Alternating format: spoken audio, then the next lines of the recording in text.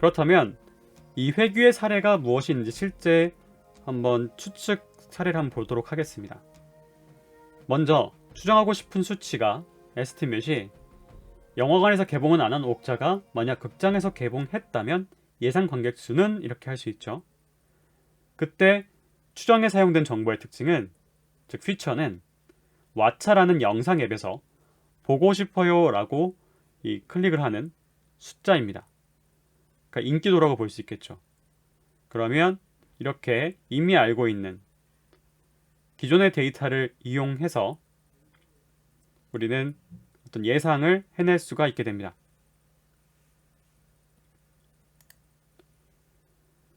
예측치 y-hat을 다음과 같이 as 플러스 b라고 한번 해보겠습니다.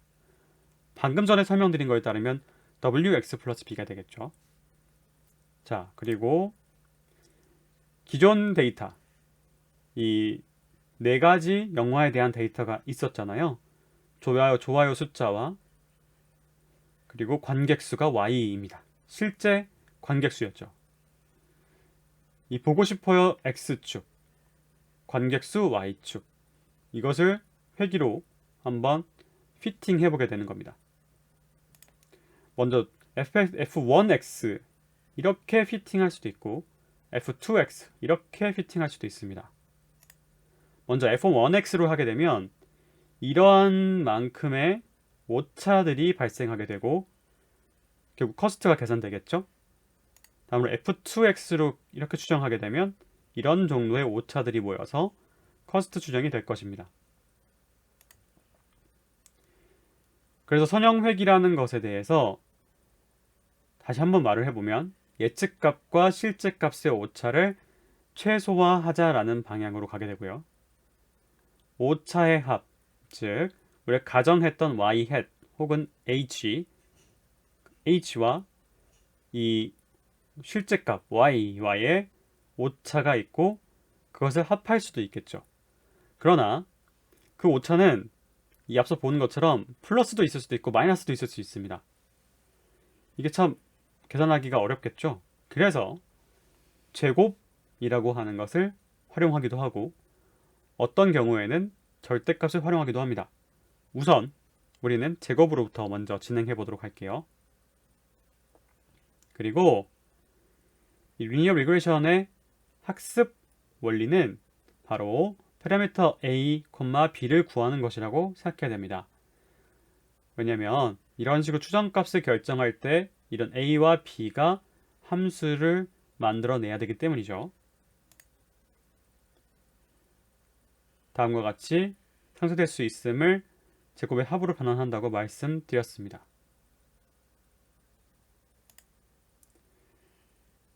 머신러닝 모델의 파라미터는 이런 식으로 표현이 됩니다. W0, W1 이렇게 표현이 돼요. 세타도 나오게 되고요. 이게 그 연구자의 선호도에 따라서 그리고 이 활용되는 연구 영역 혹은 산업 영역에 따라서 활용되는 파라미터 성향이 다릅니다. 그러니까 이런 기호에 너무 긴장하지 않으셔도 됩니다. 다음으로 하이퍼 파라미터라는 용어가 있습니다. 방금 말씀드렸던 A 그리고 B 이런 것들도 이제 파라미터라고 불리지만 이것을 결정하기 위해 우리가 활용했던 알파라고 아까 러닝 스텝이 있었잖아요. 그런 것들은 이제 A와 B를 결정할 때에 적용되는 또 다른 매개 변수다. 그래서 더 상위의 매개 변수다 해서 하이퍼 파라미터라고 합니다.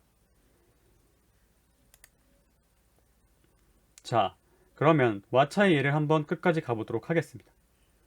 이런 식으로 우리는 커스트의 간략화되는 그런 현상을 보여줄 건데요.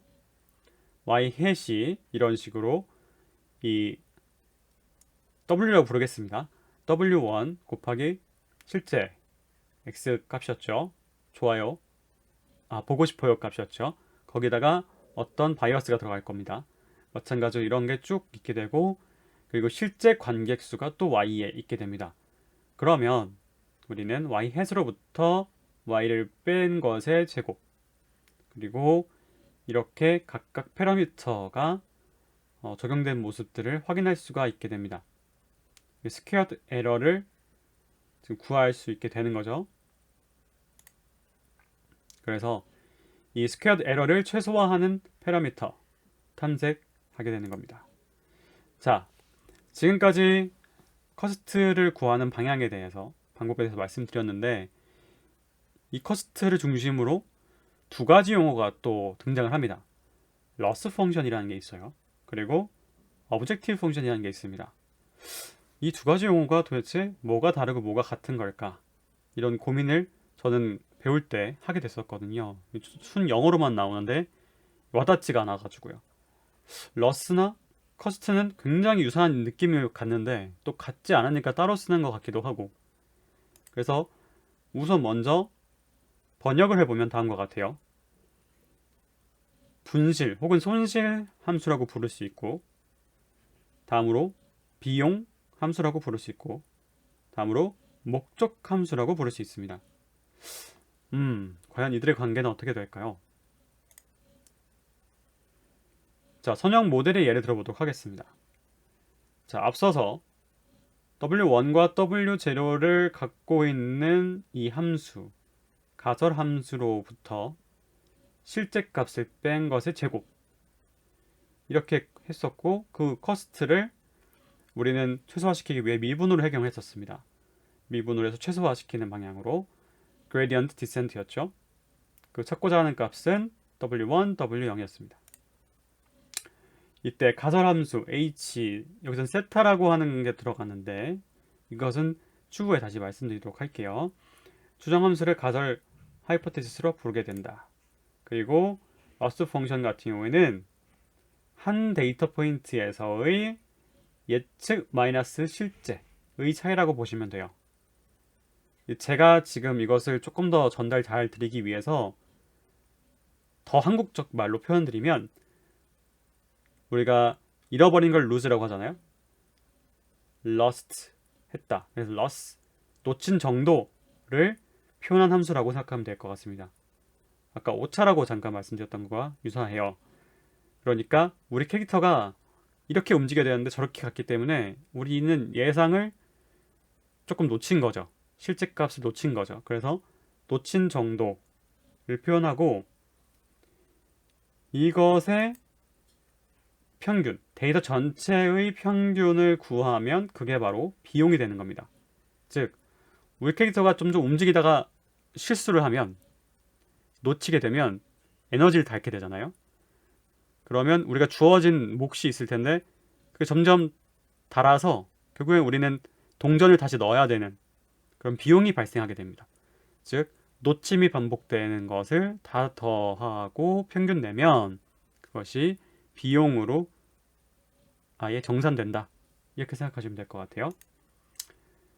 이렇게 표현할 수 있는 거죠. 순간순간 데이터 포인트마다 loss 펑션에 대한 loss 값이 있고, 학습이 완료된 후에는 cost 펑션으로 총 커스트를 확인할 수 있다. 그렇다면 objective 펑션은 무엇인가 하면요, 바로 loss 펑션 그리고 MLE와 같이 최소 혹은 최대로 만들고 싶은 어떤 목표가 있겠죠.